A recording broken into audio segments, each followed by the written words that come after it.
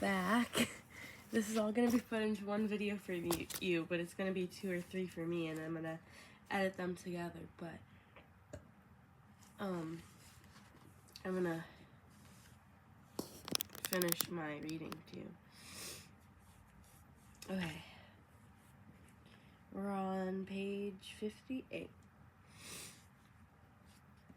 Hopefully the heater's not too loud. Amelia. I busied myself on the walk. I looked at the trees and thought of the big stork nest Mama... I'm so sorry. I thought of the big stork nest I had seen on top of the barn. It made me think of Mama. I thought of the warm sunny days when she would take me to pick mushrooms in the forest. In the forest near Luau was a beautiful old oak tree with a hollow large enough to sit in. We'd take our baskets to the tree, and I'd scramble into the cavity. Mama would sit with her back against the trunk, legs crossed at the ankles beneath her skirt. You love stories, Amelia. Well, the trees hold hundreds of years of stories, she'd tell me, touching the bark. Think of it. Everything these trees have seen and felt, all the secrets are inside of them. Do you think the trees remember each and every stork? I'd ask from inside the cool hollow. Of course, the trees remember. Of course the trees remember. Like I said, they remember everything. Just as trees were Mama's favorite, stork were mine. I had them 6 months of the year. At the end of each summer, the storks would leave and fly to Africa, where they live in warmth along the Nile for the winter. In March, they would return to Poland to the nest they had left. To invite a stork to nest, families would nail a wagon wheel to the top of a tall pole. We had one in our yard. Each March, we would celebrate when our stork returned to the nest. As August faded, the departure of the stork symbolized summer's end. 6 years ago, the day our stork left, Mama left too. She died giving birth to what would have been my younger brother. My throat tightened. I swallowed, reminding myself she wasn't really gone. I felt Mama among the trees. I could feel her touch and hear her laughter in the leaves. So I talked to the trees as I walked, hoping their branches would carry messages up to Mama and let her know what I had done, and most of all, that I would try and be brave.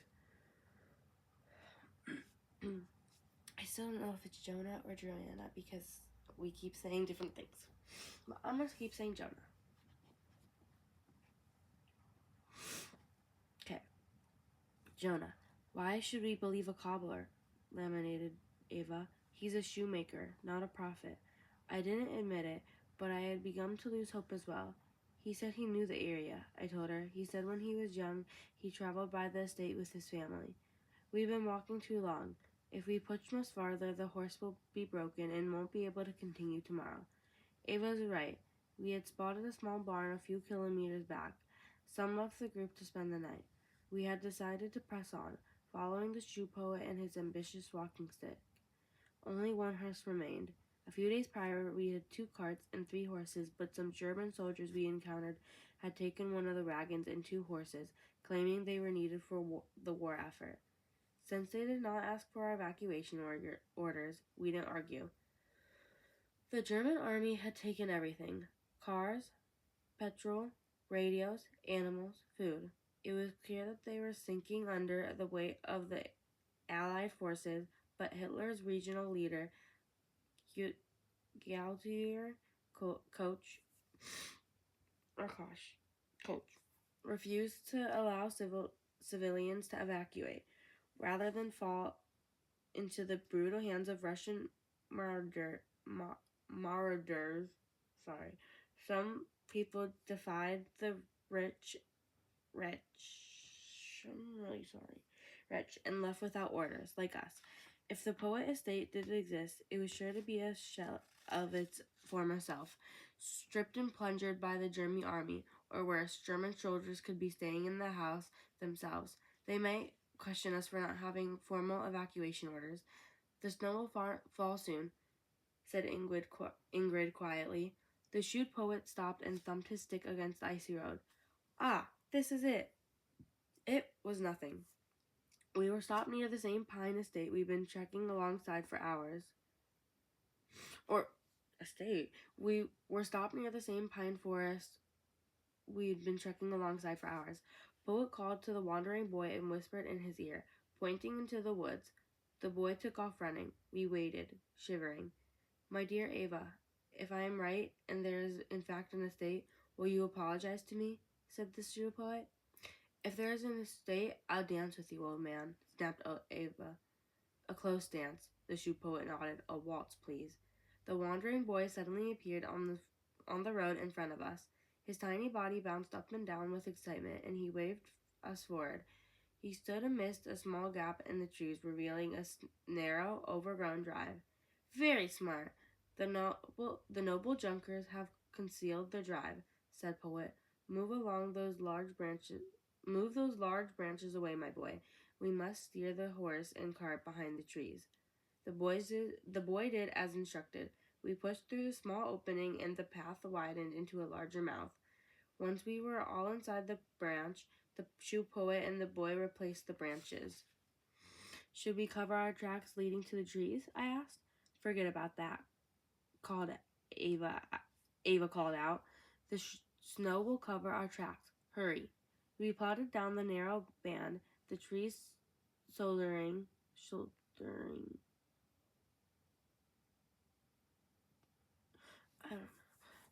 up all around us, dark and tall. We arrived at a clearing. We arrived at a clearing. In the distance, we perched on a low rise. Was an elegant, stately home with long windows and multiple chimneys. Well, I'll be damned, whispered Ava. Reading this out loud to you has made me realize I'm a lot better at reading in my head than reading out loud. Like, if I'm reading in my head, I can finish, I finished, all my book pages in, a day.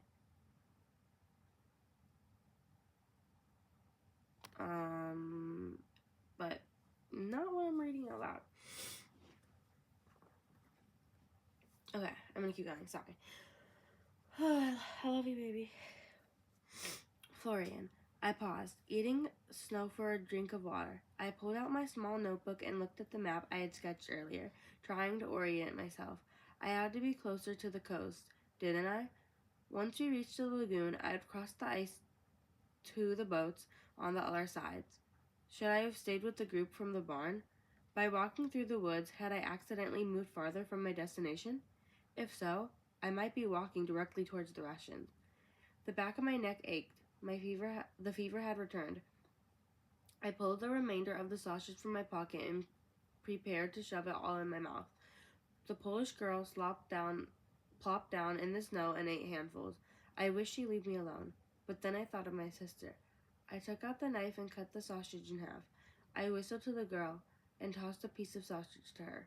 She caught it and smiled, cupping it in her small gloves. She raised it to her nose before plopping it in her mouth.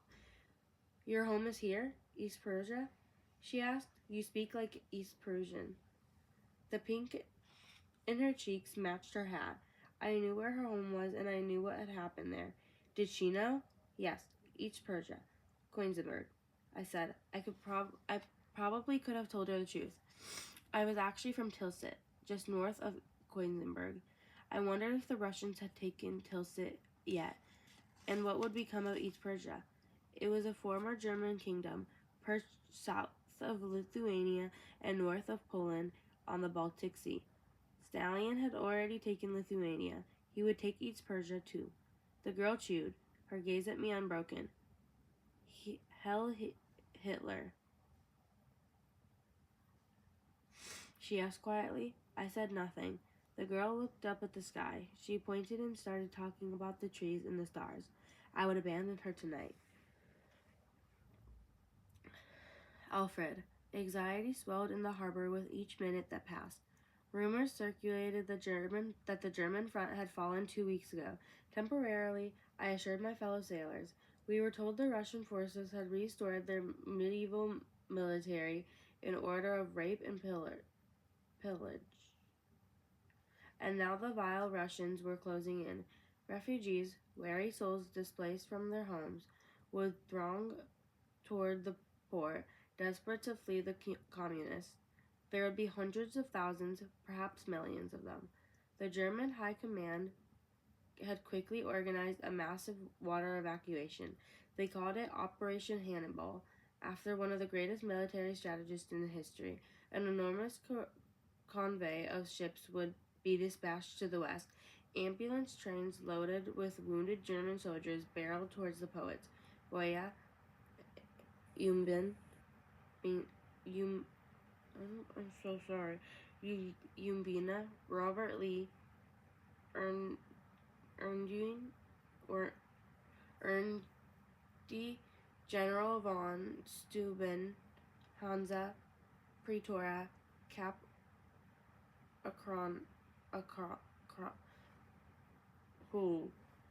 Capricana, Deutschland, and Wilhelm Gustloff. Wow, I can't do this. Ships all designed for evacuation from various ports. This would be my first ever journey at sea. My maiden voyage had already presented its challenges. I noticed an unbecoming rash had appeared on my hands and in my armpits. I blamed the communists. The sailors continued to speak of evacuation plans. I sensed my input was needed. There is not enough time, I remarked to one of my superiors. To register and board hundreds of thousands within a matter of days, I don't think it's possible, sir. We will make it possible, was the order. I looked across the dock, imagining the scene. The entire population would be driven to the coast. The ports would be mayhem. German soldiers would have priority, of course. Desperate refugees would be selected, registered, and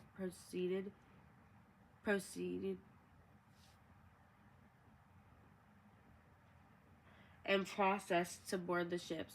Thousands had already arrived in ox-driven carts piled high with their belongings. They were haggard, falling asleep in the snow. I saw a man so hungry he was eating a candle.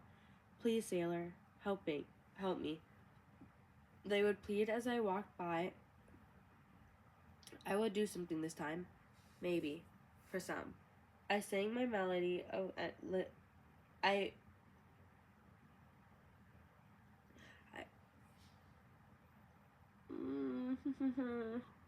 I sang my melodious list of enemies. Yugoslav.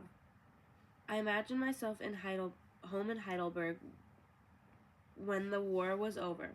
Crowds of women and children would flock around me when I doled out oranges from burlap sacks. Yes, Henlor, it's dangerous. I have been selected for a very important mission to disinfect this land, but we heroes eat danger and stop our porridge for breakfast. It is nothing, dear one, nothing. If the evacuation failed and the ports were bombed, more than 500,000 people would die. A thundering boom echoed near the water. Someone screamed, desperate, panic, strangled with fear. My fingers twitched. A tingle ran up my spine. Amelia. The Russian knight walked ahead. He had secrets. I had secrets too. My legs ached, tired of walking. I missed school. I loved my desk, my teachers, the smell of freshly sharpened pencils, waiting patiently in their box. I had arrived at school that day, anxious for the math exam. Mama used to tease that I was all nature and numbers like my father. As I approached the schoolyard, I saw it. Our desks and chairs were stacked in the back of an open truck, our textbooks smoldering in a heap. One of my teachers ran to me, crying, "Hurry, Amelia, go home. They've shut down the school." "But why?" I asked her, moving closer to the truck. "Wait, I have things in my desk." "No, run home, Amelia," she sobbed, tears streaming down her face. The Nazis claimed I didn't need an education. Polish schools were closed. Our desks and equipment were taken to Germany. Would a German girl open my desk and find my treasures inside? The Nazis said the people of Poland would become serfs to the Germans. They thought we only needed to count and write our name. My father was part of the Lao School of Mathematics. He would never agree with children not being taught reading, writing, and arithmetic. They had burned our books in the Polish language, but I had learned to read very young. They can never take that away from me. I continued walking, thinking of food. rest, a soft bed, and a warm blanket. I would settle for hay and a potato. Snow was falling, making everything appear fresh. The white snow covered the dark truth, pressed white linen over a scarred table, a crisp, clean sheet over a stained mattress. Nature. That was something the war couldn't take from me either. The Nazis couldn't stop the wind and the snow. The Russians couldn't take the sun or the stars. I dropped back slightly and stepped into the trees, thinking I would feel better if I relieved myself. The night continued walking. I was crouched on my heels when I saw it. A uniformed soldier slipped out of the trees behind the night. He had a gun. He was pointing it. I jumped and screamed. Bang. Florian. Bang.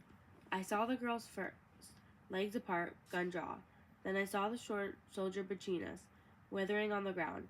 A bullet torn through the shoulder of his coat. His pistol lifted, but I shot first.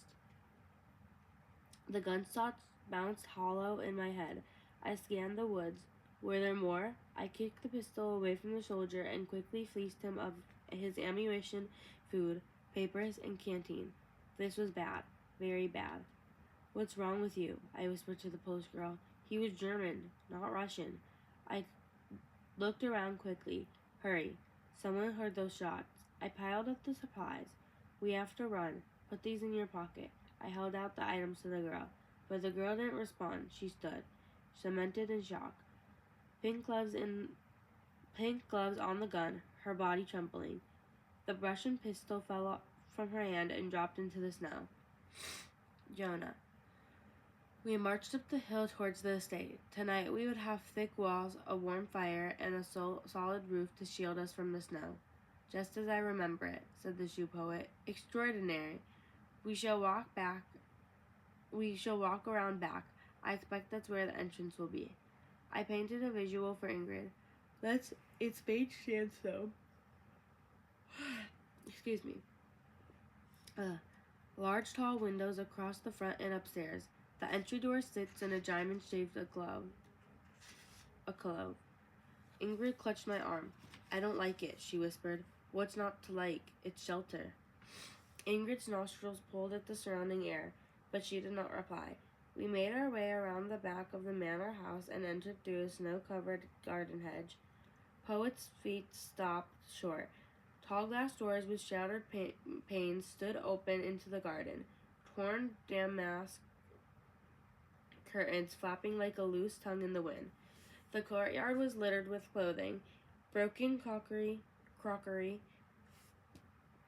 shoes, books, and various personal items.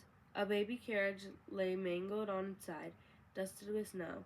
The wandering boy stepped in close. I put my arm around him. Sorry, but what do we expect? Ava laughed. Servants waiting outside in a receiving line? She shrugged and walked inside. Ava was right. Nothing was intact anymore. The entire region was broken, bombed, and looted. How could we have expected anything different? The cold wind blew, banging the crippled doors as we went inside. The main floor of the house was divided into 5 large rooms with high ceilings, all connected by tall double doors. Standing in what had been the garden library, we could look through the door and see across to the opposite end of the house. 4 ceiling shelves lined the library walls. The books, raped and rummaged of their dignity, lay in heaps on the floor. We stepped over the books and through the doorway.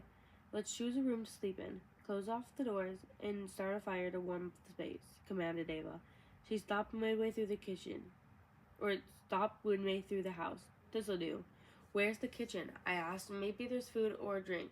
Yes, Ava sighed. A drink. Ava instructed the shoe poet to collect any wood or paper he could find for the fireplace. Not the books. Please, poet, I whispered. He nodded and patted my arm. We won't disturb their things. I set down my bag and walked through the house, admiring the ravaged, ghostly splendor of each room in its panicked disarray. I reached the end of the main floor, the dining room, and saw a small silhouette. The wandering boy stood next to the long dining room table, his head bowed by an overturned chair. I approached quietly and looked over his shoulder. A basket of mossy bread in the center of the table was crawling with brown mice. Flour china bowls skinned with half-eaten soup on a dusty tablecloth, the spoons still in them. They hadn't even been able to finish their dinner. Florian. I dragged the dead German into a wood thicket and covered him in snow. But what if someone found him? I gripped my pistol and searched through the trees for light, using the scent of fire as a guide. I walked quickly through the forest. I should have known. It had been too quiet today. The Polish girl saw the gun and thought he was going to shoot. She thought she was defending me. The girl followed. When I looked to the right, I heard her breathing stop, trying to swallow the tears. My sister, Annie, did the same thing the day my father sent her away up north. She did not want to cry. She held her breath in one hand and her suitcase in the other. The memory brought pain to my stitched wound. I still smelled smoke and hoped it signaled a resting spot. If I couldn't rest, I wouldn't get far tomorrow. We emerged from the woods. The Polish girl pointed. In the distance, a large manor house set on a loaf of frozen earth. The house was dark, but smoke coughed from one of the center chimneys, grayer than the gray sky. Was it a trap? The frozen meadow leading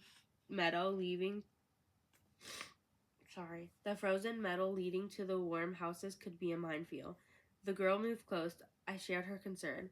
What if the house was nested with Germans or Russians? Either would be a problem. Russians would kill me or take me hostage. The Germans would demand to know why I wasn't in uniform. I didn't want to imagine what they would do to the girl. We'll follow the tree line until we're closer, I whispered. We'll see who's there. One thing I knew for sure, we would not find a kindly old couple enjoying an evening pipe and a needlepoint in the drawing room. Amelia. We walked towards the large house. With each step, I felt increasingly ill. I shot a man. The night saved me, and now I had saved the night. Why didn't that make me feel better? The sound of gunfire had ripped a seam in my mind. Discarded memories were now leaking, dripping through. Boots, screaming, glass shattering, guns firing, skull against wood. I tried to push them away. Please go away. I couldn't make them stop. The memories rolled at me. Faster, faster. All the little duckies with their heads in the water, all the little duckies with their heads in the water, oh, such sweet little duckies. A searing pain tore through my body, and I collapsed in the snow. Jonah. The shoe poet sat by the glowing fire, polished his boots with lamb black he had scraped from the hearth. The wandering boy watched intently at his side, mimicking the strokes on his own small ankle boots. The fire cracked and popped, rolling waves of heat in front of my face. Glorious. I wrapped the scar around my head and buttoned my coat. If I can find an oak tree, I can boil the bark to treat some of the blisters, I told Poet. I'll come with you, he said. Rest. You need to find your strength for the girls ahead. I'm fit as a lad, my dear girl. He pulled up the leg of his wool trousers to reveal his bony knee. It was covered in white. Shoemaker's secret, he whispered to the wandering boy. There's mercury in white shoe polish. Fights off the arthritis. Fit as a lad I am. The wandering boy pulled up his ant leg to inspect his own tiny knee. The poet smiled and patted the boy's head. The old man was still full of energy. He refused to buckle under the burden of grief and loss. Be careful out there, Jonah, he told me. I walked through the darkened shell, back to the library with its smashed glass doors. A book lay open, its pages flipping in the icy wind. I bent to pick it up, and the name on the cover daggered me with guilt. Charles Dickens. Grandma had given the Pickwick Papers to both Lena and me for Christmas. Lena, what had I done? I set the book on a table and walked out into the cold, making my way towards the trees. two dark figures in the snow halfway between the forest and the state. I looked closely and sat. Excuse me. I looked closely and saw blonde braids blowing beneath a pink hat. It was the Polish girl and the young man with the sharp nail. I made my way towards them. "Were you following us?" I called out. "Hurry!" He shouted. "Something's happened to her." I ran. Amelia sat in the snow. Her trip dropped to her chest. "What's wrong?" I asked. She didn't respond. "I think she's in shock." I think she's in shock. She shot a soldier in the woods. She wouldn't move. She won't move. He sat. I knelt beside her. She quickly wrapped her arms around her body, trying to inch away from me. "It's okay, Amelia. Tell me what's wrong. Let me help you," I said. "Let's go inside." She wouldn't move. Instead, she laid down in the snow and started to unbutton her coat. I helped her with the buttons, then sifted through her many layers of clothing. I gasped when I saw it. Oh, dear God. About 15 pages left, baby. Almost done. We brought her into the house. My stomach pushed into my throat. The Polish girl was my sister's age. What had human beings become? Did war make us evil or just activate an evil already lurking within us? The day was a loss. The day was a loss. I had left ahead of the group, yet they had arrived before me. Pathetic. My senses were so misaligned that I was nearly killed in the woods. Another 15-year-old kid who saved my life was probably going to die. The nurse tended to the girl, whispering. I watched her. After several minutes, the nurse appeared at my side. Her fingers grazed my shoulder. "Come away from the fire," she said. "I'm cold." "You're cold because you have a fever. Come away from the fire." She led me past the man they all called the shoe poet. He and a small boy were in their stocking feet. Their boots, arranged in a row against the wall, shone to mere perfection. The little boy waved at me. "Hello, I'm Claus," he announced. I gave him a discreet wink. He smiled. "Sit down here," said the nurse. I felt uncomfortable with her, yet somehow relieved she was there.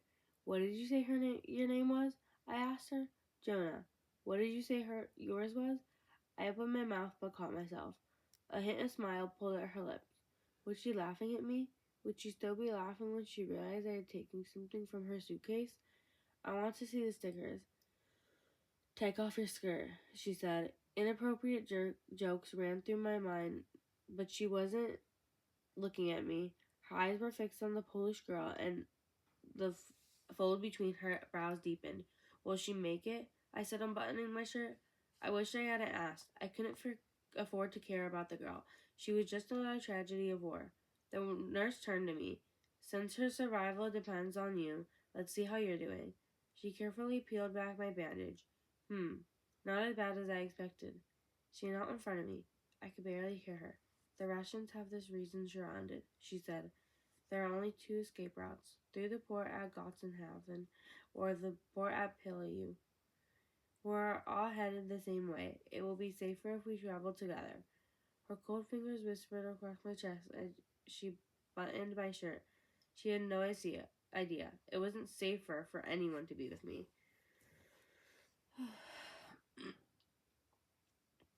"He's cute," said Ava, stretching her mammoth feet by the fire. "He's young." "Too young for me, yes, but not too young for you." "What is he, 19? Maybe 20? Look, he's staring at you." I glanced over at him. He looked away. Ava's estimation of his age seemed correct. As Ingrid had been right, his eyes were gray. My record with boys was not exactly successful. I seemed to have a talent for picking the wrong ones. But something's not right with him, Ava. Maybe he's a spy. Ingrid's words echoed back to me. He's a thief. Ava leaned in a broken chair. Not even a spy can keep a girl warm. But even a Bye can keep a girl warm, you know. She surveyed the room. The Nazis destroyed this place. It must have been beautiful. I nodded. She let out a laugh. They certainly don't trust the old Prussian nobles now, do they? Eva was right. Prussian Junkers didn't quite blend with other Germans. Junker meant young gentleman. The Prussian are are my mouth is dry.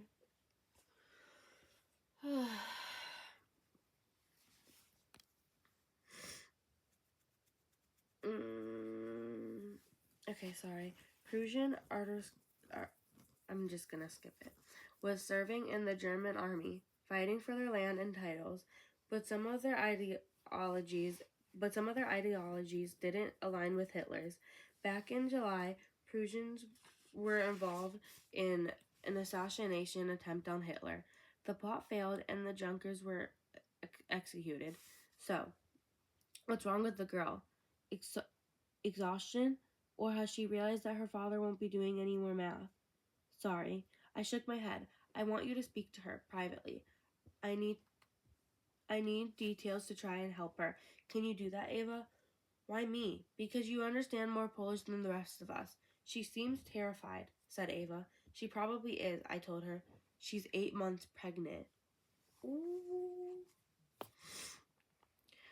Amelia. I liked the Lithuanian girl, but the towering woman called Ava spoke bad Polish and seemed impatient. I had never seen such a tall lady. That, Ava pointed to my belly. From Nemensdorf? No, from the farm last spring, I told her. The farm? I nodded. Should I tell her? Should I explain that my father had sent me to Poland to work on a farm in East Prussia? Should I mention that the father was owned by the Should I mention that the farm was owned by my father's friends? The Klitz. The father had said it would be safer for me there. The Klitz had a son named August. Heat brushed my cheeks as I thought of him. Amelia, Mr. Klitz had said, pointing to a tan boy dragging a sled of wood. This is our oldest, August. I smiled, remembering his gorgeous face. I put my hands on my belly. I'm on my way to meet August, I told her. It is the plan. Ava nodded and walked away. I lay back and thought of August, our wedding, and how we'd make a big nest for the storks above our cottage, just like the nest I had seen on top of the barn. The images were so peaceful, so perfect, that I soon fell asleep. Alfred. Greetings, sweet Hinlor. The cold continues and I am braving temperatures of -15. My eyelashes freeze and stick when I step outside. This climate is unsuitable for tender-skinned women, of course, so I prefer to think of you at home, soaking your stockings or drawing a bath. Today, I have news to share. I am confirmed to sail to the MV Wilhelm Gustloff, the most impressive ship in all of the harbor, or in the harbor. She is enormous, 280 meters long, 56 meters high, and only 8 years old.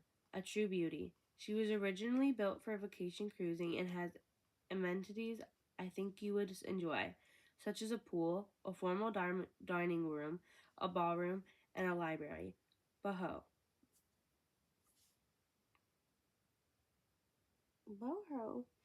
Baho. Let me tickle your thoughts with this. The ship had even a movie theater, a music room, a beauty salon, and a promenade deck completely enclosed in glass. Can you imagine? All the cabins are the same, except the private luxury suite on B deck for the firm himself. Perhaps I'll be invited to the lodge in the private cabin at some point, but I must decline. Sacrifices, Lore. I am making these types of sacrifices every day, allowing others to eat from my spoon. I imagine the Gustloff was once quite pretty for leisure cruising, but the ship is now painted a chalk gray for the war effort. It once served as a hospital ship, but was most recently used as bare I'm sorry. It's getting. I usually take breaks, and I am not taking breaks. Okay. It was served as a hospital ship, but mostly recently used as barracks for submarine training school. No matter, she is my boat now. Yes, how fortunate I am to be a sailor of priority, taking voyage on a grand ship instead of digging tank trenches like most of the lads my age. My services are quite in demand, so I must close. I will leave you. However, with the most impressive fact of all, the capacity of the ship is 1,463, but I am told we may have as much as 2,000 on board. Imagine, my darling, you are Alfred saving 2,000 lives. Have you cleaned the toilets yet, Frick? Not yet, I replied. 10 pages. I sat in the corner watching. They didn't have much food, but what they had, they shared. The small boy discovered an old gramophone and dragged it across the floor. He found a single disc, a Swedish starlet named Zara Linder singing Devon Get Die Welt nicht unter. They played the record over and over. The squatty shoemaker made the giant woman dance with him. For his age, he was a good dancer, much better than she was. I remember dancing. Dr. Lange had asked me to accompany his daughter to 2 balls. Unfortunately, she was a better dancer. I was a better dancer than she was, and it made her angry. She was a selfish girl with a nose like a woodpecker. The nurse walked over to me. It's only bean soup, but it's warm. She held it up. She held out the cup. Give it to the girl, I told her. She already had some. Take it. You'll feel weaker tomorrow if you don't eat something. I took the cup for her. She sat down next to me, uninvited. I heard this song before. I know she's singing in German, but I don't completely understand the lyrics. I spooned the warm soup into my mouth. She's saying it's not the end of the world. The nurse folded her legs up under her skirt and rested her chin on her knees. Well, that's good to know. It's nice to hear music. At the hospital, we sometimes played music for the patients. The soldiers loved the song. Lily Marlene. She looked at me. Do you know it? No, I lied. It's beautiful. It's about a boy who longs to see his sweetheart. I wasn't going to correct her, but the song was based on a poem written by a German soldier during the First War. The song was about him meeting his girl under a lamppost. Then he leaves for war. By lantern under a barricade, he thinks of his lily of the lamplight. So you like to dance, she said. It was more of a comment than a question. Me? No. The shoemaker glided over to us. Come, my dear Lithuanian, let us have a dance. He extended his knobbly hand to the nurse.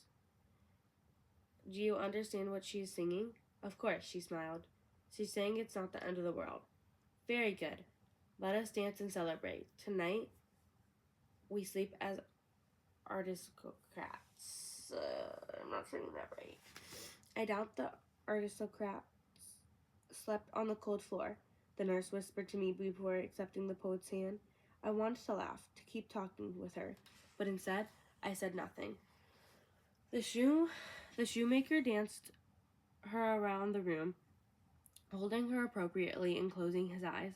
He had probably danced with a lot of pretty women in his day. He seemed like a wise man, a kind man. I imagined he worked by oil lamp, cutting and sewing leather well into the night. He probably enjoyed an apprentice and taught him an honest trade, unlike Dr. Lange, who had lured me with lies. Lange must have considered me an easy target. I was so eager, captivated by all the old paintings, staring at them for days until they confessed their secrets to me. Dr. Lange taught me to carefully dissolve and remove discolored varnish. I studied pigments and tinting to match antique patinas. We spent months experimenting with the methods the old master used to create real gesso. I learned quickly. I came to recognize all the crack patterns and learned each type of and I came to recognize all the crack patterns in each type of canvas and stretcher used by every school of art. Dr. Lange was impressed with how quickly I could detect a repainting, fake, or touch-up. My restoration always passed completely undetected. Stunning, Florian, he would whisper over my shoulder. You, my boy, are the richest, best kept secret. My boy, my stomach turned with disgust. What an idiot I was. If I could detect a flawed painting so quickly, why had it taken me so long to see the truth about Dr. Lane? The song ended and the nurse returned and sat down. I got up and carefully lifted my pack onto my shoulder. I don't suppose there's a working commode? You can leave your pack. She looked at me, her brown eyes earnest. No one will take it. I would not leave my pack, ever. If it had my supplies, my notebook, my furniture, or, my future, my revenge. I rocked across the stone floor, away from her. As I neared the tall doorway, the Shuit raised his hand to stop me. What do you want? I asked. He stared at me and then looked down at my boots. The shoes tell a story, he whispered. My heel. He had heard the hollow in my step as I walked across the room. He knew. You just texted me. Oops, 7 minutes ago. But I'm reading to you instead. Give me 1 second. I have to stretch a little bit. We got 5 more pages. I hope that Danny gave you the right page number.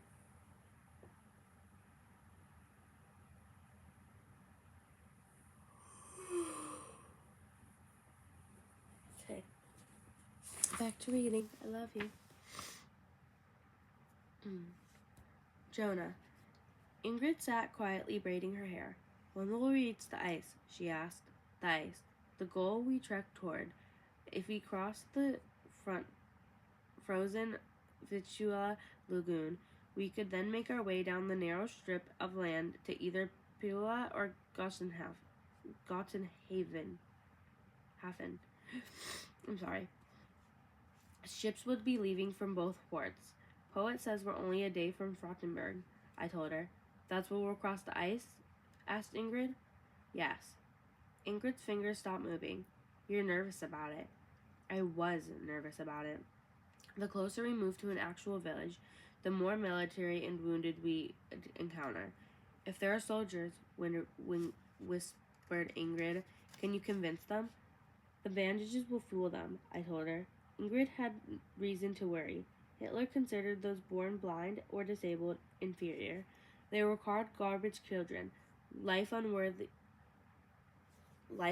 of life. Their names were added to an official registry. A doctor in Insterburg confirmed that the people on the registry would be killed. From then on, we bandaged handicaps to pass them off as wounded. Maybe we should bandage my eyes tonight. Soldiers may come upon the house, said Ingrid quietly. Yes, we'll do that. I reached out and patted her shoulder. Wow, I'm so sorry. I'm so tired. Excuse me. I reached out and patted her shoulder. I'm going to look for some supplies. Be careful, said Ingrid. I stepped between the sleeping bodies and pushed through the tall, heavy door. The old hinges let out an eerie, deep groan as they rotated. The air in the abandoned house lay cold and still, lingering dead without a family within it. Walking through someone's house and personal possessions felt not only like trespassing, it felt like a violation. A portrait of an older man in uniform hung crooked on the plaster. Which family did the estate belong to? Prussian Junkers had the reputation of being stiff and arrogant, but that seemed an unfair generalization. I had met the Prussian families in Insterburg, who were lovely. Many Prussian nobles had the preposition von before their last name to signify of or from. I looked at the portrait. If I belonged to Prussian artistry, I don't know why I can't pronounce that word. My name would be Jonah von Vilkas, Jonah of the Wolf. an aristocratic killer. I stared at the curving stairway of stone in the dim hall, the center of each step worn smooth by the thread of many generations. I hesitated. Should I go upstairs? I thought of our house in Lithuania. How many Soviets were in it now? Were they sleeping in my bed? Had they tossed all our books to the floor like trash? I took a few steps up the closed wide stairs. Silver moonlight shimmered through a window, revealing oops, revealing a gray stuffed rabbit lying on a step above. One of its ears was missing. Poor bunny. Even toys were casualties of war. I climbed 2 more steps. The supplies I needed most were likely in the kitchen or laundry.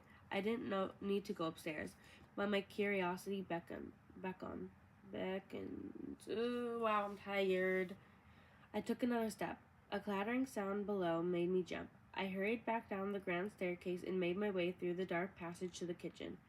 The German rummaged through the cabinets. Wow. His pack near his feet.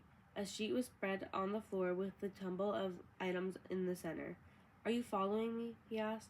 Don't flatter yourself. I need supplies. He motioned to the bundle on the floor. You can tear the sheet if you need bandages. There's a sharp knife in the pile. Thank you. I spied a few jars of black berries and carrots on the counter. Where did you find those? I asked. Ava said she checked the kitchen for food. I know a thing or two about hiding places. I looked the jars. And all of those are for you? No, save some for the Polish kid. I told you. Her name is Amelia, I said. He ignored my statement. We're all going to Frauenburg. Frauenburg. Sorry. Come with us and she can ride in the car. The contractions and symptoms she described speak to early labor. She shouldn't be walking for extended periods. He seemed to consider the proposition. I rummaged through the dark kitchen and set aside dried herbs, scissors, and kitchen twine. There wasn't enough. I'm going upstairs to get some blankets. No, he said, moving quickly to walk the doorway. Don't go upstairs, and don't let the little boy go up there either. Why not? He didn't answer. I stepped in closer. Why shouldn't I go upstairs? He looked towards the door, shifting his weight, hesitating. I stepped closer to him. He pulled in a breath and his eyes latched on mine. No one should have to see that, he whispered.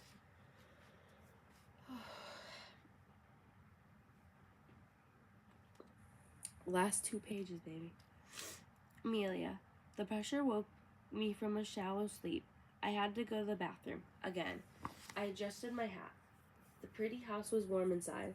The fire still cracked and glowed, throwing shadows across the bundled heaps on the floor. How funny some people looked and sounded when they were asleep. But not the knight. He was strong, handsome, and fine-featured, even as he slept. I watched him from my corner, his face relaxed. Did he ever laugh or smile? The blind girl had bandages over her eyes. What did blind people see in their dreams? Could she dream of a flower if she had never seen one in real life? The nurse, Jonah, was kind. I had been certain she would be angry or disgusted by me, but she wasn't. Her hand and voice carried a gentle calm, like my mama's. When she touched my stomach, and she smiled and nodded. She often looked directly into my eyes, and that made me wonder if she saw everything. When she sat alone, her face looked cheerless and forlorn, full of tears, waiting patiently to fall. And then the noise erupted, screaming. It filtered from above, shadowed between the walls, and then it descended, clearer, sharper, drawing closer. The sound lifted the latch of memory. My shoulders began to tremble. The wind howled down the hallway. The door slammed. The knight was awake, on his feet, gun drawn. He looked first to Jonah and then to me. He moved quickly to the door, but before he reached it, Ava burst into the room, wild with panic. Dead in their beds! They're all dead in their beds, she shrieked. Ava's face was so white it looked blue. A stuffed rabbit dangled from her massive hand. One of its ears was missing. Okay, so that's like not what I was expecting, but I'm done with that for now. I feel like I talked a lot quicker than last time, so I'm very sorry about that. And also, I hope that I didn't stutter or mispronounce too much. And I hope you just know that I love you so much. And I thought your note that you left in the book, even though you didn't remember, I thought it was so sweet. I love you so much, and you, like, just love you so much. And yeah, bye bye, babies.